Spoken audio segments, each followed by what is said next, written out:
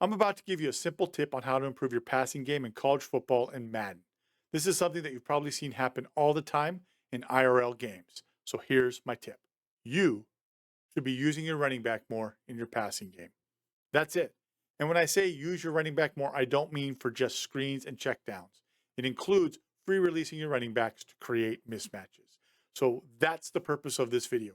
I'm going to show you examples of me using the running back in my passing game in college football 26 so that you can get an idea of how to incorporate them into your own passing offense so that you can have stat lines like this on the highest difficulty. So let's head into the film room and break it down. Use of the running back in the passing game can be traced back to Sid Gillman, who many consider to be the father of our modern passing offenses that we have today.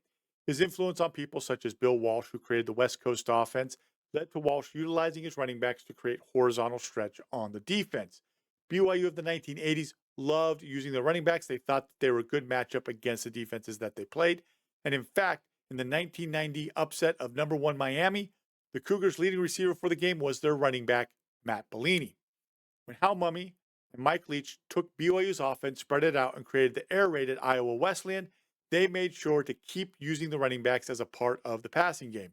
In fact, here's an article written in 2003 by Hal Mumme, who is the godfather of the air raid, talking about it in terms of running back routes in the air raid offense. And I'm just going to go to a certain part right here. It says, our running backs play a vital part in our offense because they give us the opportunity to create mismatches with different defenders throughout a ball game. Many times we get a fifth or sixth cover man matched on our backs, which is often one of our best athletes. So that is why they continued to use the running backs in the passing game. So now that I've given you a little backstory on using the running backs in the passing game, let's look at some of the ways to utilize them. One of the most popular is throwing the rail route. And you can see here we're running red zone cross halfback rail out of spread Y slot. When I run the play, you're going to see that it's man coverage for the defense. And what I see with this is the moment I see that the defense is turning and running with my receivers, notice they're turning and running with my two receivers that are running their crossing routes like this, just like this. This is telling me that I have that shot with the rail. The linebacker, he has stepped inside. He's the one who would have Hughes, our running back, and he has stepped out of place. He stepped inside, so he's taken himself further away. And so just lead my running back, throw it out there, lead him more towards the sideline to take him away from the linebacker, catch down the sideline for a 31-yard gain on the play. Next play following the throw to Hughes, I'm going to sub in Whittington as the running back. I'm going to run Z-spot dig out of the same formation, spread Y slot. Again, it's going to be a free release, but this time the defense is playing zone coverage. I'm going to stop it right here. Because of the in-breaking routes by our two receivers to the outside, the dig and the spot, the defense, it looks like they're running actually cover six because we have a single safety over here. We got quarter right here. The backer should be flowing over to help out this way. This defender is stuck with the dig by my receiver, so he's not able to get out to the flat very well. Even then, he would be stuck up with the spot route being run right here. And because of that, because they're dropping back into coverage on the zone, I'm just going to decide, hey, just throw it out to Whittington, who's running basically the flat route, and just lead him on the play. And you're going to out-leverage the defense, catch, turn up field, touchdown. Very easy to score there. This time I'm going to be running smash out of the gun trips formation. As we run the play, it initially looks like zone coverage, but it's really, I think it's two-man. I just don't know what the CPU defender right here is doing. He doesn't carry with my receiver that's running the seam route like this, who's running like this, but he's got a safety over the top of him right here who can help. He's running with his man, turning and running with his man, and he's got safety to help over the top. Because they've got the safety help and they're running with their guys, they're dropping back deep, and it would be the linebacker right here who's got the man coverage on my running back. Running back, free release, he's coming out, and then just running out this way. And that's a matchup that I really like because he's going to be ahead. The backer's going to be in the chase position. You're going to see that. We're going to throw. Got to get the ball out because the defensive lineman is beating my offensive line. We get the lead on the play, turn up field, and it actually becomes a big gain for us. So again, taking advantage, free release, throwing it to the running back and letting him go make a play for his quarterback. Here you can see that we're running 8 shallow cross out of the gun spread formation. I actually really like this little action with the running back running opposite of the shallow crosser. It kind of creates a nice mesh action without it being a mesh play, where the defenders, if it's man coverage, they could run into each other, really free releasing out of the shallow crosser or the back. As I go to run this, you're going to see that the running back is going to get out quickly underneath. It's a zone blitz where they're bringing in pressure from one side. Now, I myself stay too long on looking at either the shallow crosser or the dig on this particular play. I remember because I should be throwing to the running back right now. He's coming open. There's no one running with him. It's open. But I take a little bit of time and I eventually get to it. Now, the dig will come open on the play. You'll see the dig come late open, but I come off of it because why? Because we have our hold player who's standing right in the way.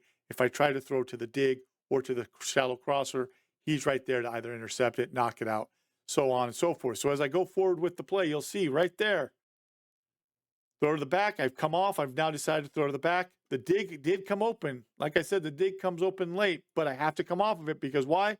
We've got the whole player. So now my brain has got to come off of it. Oh, got to throw to the back. Catch. Good gain on the play. So here's another example. This is reload Z shallow cross out of the bunch open offset. The running back, he lines up out here. He's going to come motion in, get lined up in the backfield. And then there's actually an inside zone play off of this. And then that's why I've added this Z shallow cross so you can't just cheat when I motion the back into the backfield. I have a couple others off of that same motion as well. As we run the play, you're going to see it's 3rd and 4. And this is something that I want to go ahead and talk about as well. This plays into my mindset. I'm thinking 3rd and 4, I just want the first down. And you're going to see that that is kind of the reason I go to the running back on this play as well.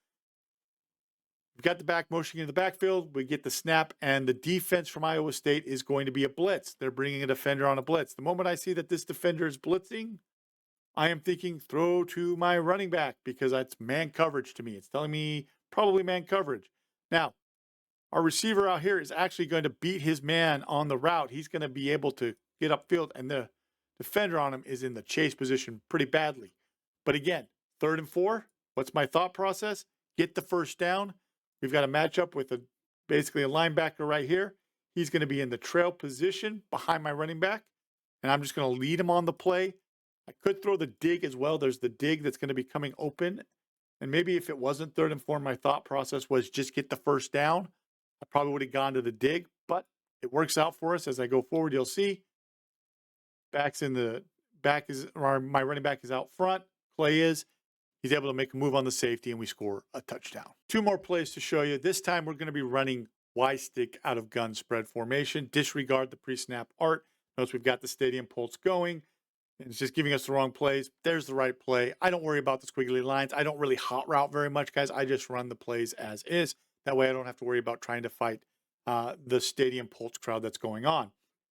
My pre-snap thought process on this play is this defender right here. Does he drop back and take the stick? Well, then I'm going to throw to the running back, which is RB. If he shoots, then I'm probably going to throw to the running back, throw into the blitz. I might throw the stick route, depends on the defender that's replacing this blitzer, if he's taking the stick or the back on the play. So let's go ahead. We'll run it so you guys can see. We actually get a double blitz. We got this defender and this defender. They're both blitzing. I could throw A, which is to my stick route, but the safety's right there. And I just decide I'm going to throw to the back, let the back run with the ball right here. And that's what I'm going to take advantage. This is something that Anthony Richardson should have done in his preseason game to avoid getting hurt. Is throw into the blitz, throw the hot. We hit Hughes. He turns upfield, and we get a good gain on the play. And finally, the last one, we have motion spacing out of the wingback tight formation. This was added this year for the Rice playbook. You can see right here we have the motion to pull the defense. Remember, we can run triple option, load option with that motion. So this is trying to take advantage of using that to influence the defense. And what's going to happen on the play, you can see right here we have the slant along with the running back Clay leaking out.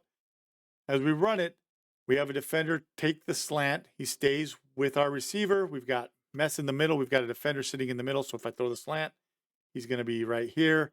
We've got our tight end who's also in the way of our slant right here. So no one's running with the running back, though, Clay. So I'm going to take advantage of it, throw to Clay, catch, easy walk-in touchdown for him on it. So that is some examples of using the running back, free releasing, and getting the matchup that you wanted. As you just saw, short passes to the running back can lead to explosive plays for the offense. Another benefit of utilizing the running back in your passing game is that it forces the defense to step up, allowing you to take those deep shots downfield behind them. If you've already been using the running back in your passing game, great. But if you haven't, hopefully it gave you some ideas of what to do going forward. Let me know your thoughts down below. If you enjoyed this video, please make sure to like it, subscribe. We're heading into the 2025 season, so there will be more real-life breakdowns, but I did just want to give this tip to all of you virtual football players out there. If you haven't been using the running back in your passing game, start using them a little bit more. We have merchandise as well. Check out the Offensive Line is a Skill Position t-shirt. We also have God's Play hats. We have the trucker's hat and the cap. But we'll see you next time. Have a good one. I do want to recognize the members of this channel at the booster level and above for their support. If you wish to have your name in a video just like this, make sure to check out the join link in the description below. Here on the end screen, you can see that there's another recommended video. Make sure to click that and watch it. Also, make sure to subscribe so that you don't miss out on any future breakdown videos. I hope you have a great rest of the day.